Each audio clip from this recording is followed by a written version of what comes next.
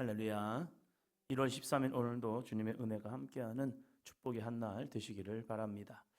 6장에서 보면 예수님을 배척한 곳과 예수님을 받아들이는 곳, 참 대조적으로 나오고 있습니다. 6장의 시작과 6장의 끝을 보면 그 모습들이 참 의도적일 수도 있어요. 이 마가가 정말로 이 배열을 6장 처음과 6장 끝에 주님의 이 사건을 배열함을 통하여서 우리는 어떠한 모습을 가지고 있을까? 어떤 사람들이 예수님을 안다라고 하는 그들이 오히려 예수님을 배척하는 모습을 보기도 합니다. 우리의 믿음은 어떠할까? 우리가 성경을 좀 알고 믿음을 좀 알다 보면 어떤 경우는 주님의 역사를 스스로 배척하는 경우도 있어요. 내가 알고 있기 때문에 이게 되겠어? 내가 아는데 이건 안 돼 하면서 주님의 사역을 스스로 내 마음속에서부터 거부하는 경우가 있다는 거예요. 근데 어떤 경우는 잘 몰라요. 말씀도 잘 모르고 신앙생활도 잘 모르는데 그들은 그냥 믿어버려요. 그냥 믿고 수용하면서 그래 주님이 하신다면 하겠네 하면서 그걸 그대로 고지고대로 믿어요. 그럴 때 먼저 믿은 사람들이 그게 되겠니? 또는 그래서 문제야. 그런데 그를 통하여 역사하고 있다는 사실입니다. 우리의 믿음은 어떠한 믿음일까? 성경대로 믿음일까? 아니면 내 안에서 내 주장하는 믿음이 더 강할까? 오늘 말씀을 통하여 함께 봅니다. 6장 1절부터 봅니다. 1절입니다. 예수께서 거기를 떠나사 고향으로 가시니 제자들도 따르니라. 아멘. 제자들이 함께 고향으로 가십니다. 고향. 어쩌면 우리들의 마음속에는 고향은 늘 정말로 사모하는 마음도 될 수 있고 친근한 마음도 될 수 있고 그 속에서 하나님의 이런 역사들이 더 많이 나타났으면 좋겠다라는 마음도 있죠. 우리에게는 가정이라는 틀이 있고 내 가족이라는 틀이 있죠. 그래서 어떤 은혜를 경험하다 보면 그 은혜를 사랑하는 형제들에게 가족들에게 나누고 싶어 해요. 근데 의외로 그것이 내 가까운 사람들에게는 소통이 잘 안 될 때가 있다는 거예요. 2절 볼까요? 안식일이 되어 회당에서 가르치시니 많은 사람이 듣고 놀라 이르되 이 사람이 어디서 이런 것을 얻었느냐? 이 사람이 받은 지혜와 그 손으로 이루어지는 이런 권능이 어찌 됨이냐? 아멘. 주님이 회당에서 말씀을 전할 때 많은 사람이 들었습니다. 반응은 무엇입니까? 놀랐습니다. 여기까지 보면 은혜 아닙니까? 주님의 말씀을 듣고 그 말씀을 통해서 놀란 거예요. 와, 대단한데. 왜요? 주님의 말씀이 이렇게 표현합니다. 이 사람이 받은 지혜와 그 손으로 이루어지는 이런 권능이 어찌 됨이냐. 주님이 행하신 놀라운 일을 통해서 그들이 깨닫게 된 거예요. 와, 이렇구나, 그렇구나 하면서 그 지혜의 말씀 속에서 우리 표현하면 은혜를 받은 거죠. 깨달아진 거죠. 그리고 무엇도 나타납니까? 그 말씀으로 끝나는 것이 아니라 그 손으로 이루어지는 이런 권능이 어찌 됨이냐. 주님이 행하시는 놀라운 권능이 나타난 거지요. 그러면 뭐 해야 합니까? 믿어야죠. 그래야 당연한 거 아니에요? 그런데 이들이 이렇게 말합니다. 3절이요. 이 사람이 마리아의 아들 목수가 아니냐? 야고보와 요셉과 유다와 시몬의 형제가 아니냐? 그 너희들이 우리와 함께 여기 있지 아니하냐 하고 예수를 배척한지라. 모순적인 거예요. 주님이 행하시는 놀라운 일과 역사를 통해서 놀랐고 그리고 그 지혜의 말씀 속에서 깨달음이 있었어요. 그리고 그의 손으로 하시는 권능도 보았습니다. 체험한 거죠. 경험한 거죠. 그런데 이들은 여전히 자신들과 함께 있던 목수의 아들 예수 그 모습으로만 보고 있는 거예요. 내가 알고 있는 틀, 내가 경험했던 틀, 내가 지금까지 살아왔던 그 틀 속에다가 예수님을 집어넣고 이걸 또 부정하는 거예요. 눈으로 보았습니다. 귀로 들었습니다.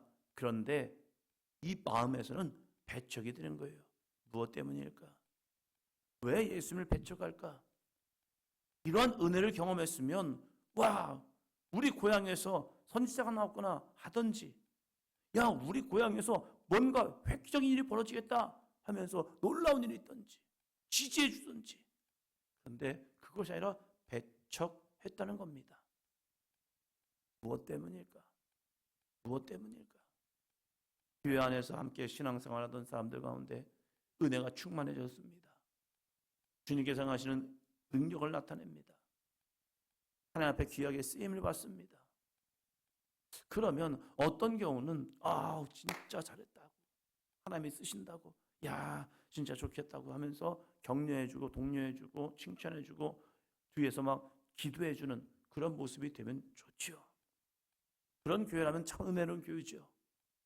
그런데 어떤 경우는 그렇지 않은 경우도 있다는 거예요. 아세요? 그 사람 과거가 이랬어요. 예전엔 저렇게 했었어요 하면서 별거 아니에요. 왜 그럴까? 무엇 때문일까? 이해가 되시죠 이제? 시기심 때문에 그런 거예요. 나랑 똑같은데, 내가 볼 땐 나보다 못했는데 어느 날 보니까 이러고 있는 거예요. 사람들에게 칭찬을 받고 사람들에게 존경을 받고 하나님의 쓰신 모습 속에서 거룩하게 쓰임받고 있는 거예요. 근데 여전히 나는 그 모습 그대로인 거예요. 그럴 때 예수님이 좋은 것이 아니라, 예수님께 은혜 받는 것이 아니라 예수님에 대한 시기심이 들어오기 시작하는 거예요. 어디에서요? 고향에서요. 많은 사람들은 예수님을 랍비라고, 선지자라고, 그리스도라고 그러면서 따라다니고 쫓아다니고 그분을 의지하는데, 고향 사람들은요 예수님을 배척하고 있다는 사실이에요. 이것은 이 고향 사람들뿐만이 아니라 우리들의 마음에도 오는 시기심의 마음일 때가 있다는 거예요. 내 주변 사람이, 나와 함께하는 사람이, 나와 신앙생활하는 사람이 뭔가 잘 되어질 때에 우리의 마음에 이런 마음이 올 때가 있다는 거예요. 그때 정말로 기도해야 합니다. 왜 내 마음에 이런 마음이 올까? 정확하게 알아야 합니다. 그건 내 마음이 아니라 내 속에 거하는 사단의 시기심, 미움의 마음입니다. 이것을 내가 해결하지 못하면 나도 모르게 매사 모든 일 가운데 부정적인 마음이 들어오기 시작해요. 그래서 함께 격려해주고 칭찬하는 것이 아니라 은근히 뒤에서 브레이크 밟고 있는 거예요. 교회가 앞을 향해 나아감에 있어서 누군가 뒤에서 나가지 못하도록 뒤에서 붙잡고 있는 거예요. 왜요? 나보다 앞서가는 게 싫거든요. 나보다 사람들에게 인정받는 게 싫거든요. 그래서 그래요, 잘하고 있어요, 잘했어요 라고 앞에서는 이야기하는데 뒤에서는 못 나가도록 붙잡고 있는 마음이 있다는 사실이에요. 우리의 마음속에 이러한 마음이 없도록 늘 깨어 기도하고 이 사단의 전략을 잘 보면서 함께 믿음으로 나가면 하나님이 나도 쓰십니다. 놀라운 은혜이죠. 왜요? 그 시대마다 그 환경마다 함께하는 동역자들을 주시거든요. 하나님은 혼자가 아니라 함께 사용하기를 원해요. 누군가 앞서간다면 그 앞서가는 모습을 통해서 교회를 그렇게 붙들어 주기를 원해요. 그런데 어떤 교회는 하다가 끝나는 경우가 있어요. 왜 그럴까? 그 교회 가운데 이 시기심의 마음들이 쭉 팽배하면요, 한 사람이 쭉 올라가서 함께 끌어주는 것이 아니라 뒤에서 붙잡고 있기 때문에 그 역사가 싹 사라져버려요.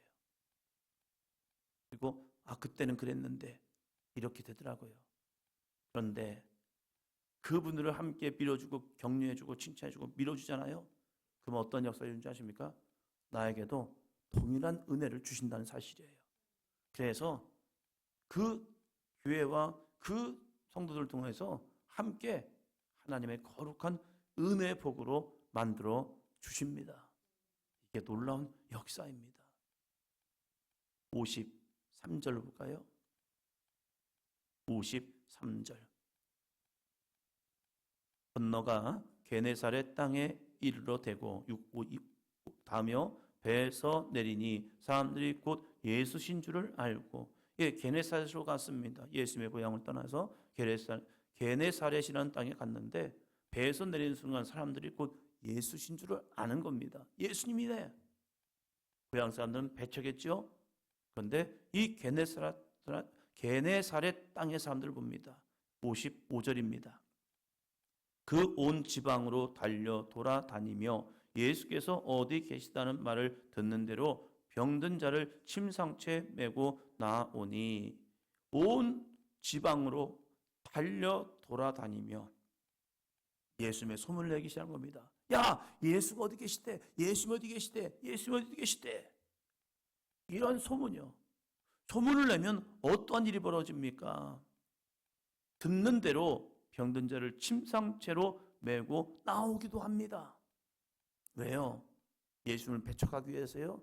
아니죠. 예수님이 베푸시는 은혜와 능력과 역사를 경험하기 위해서 그렇게 다니는 거예요. 그래서 결과는 무엇입니까? 56절입니다.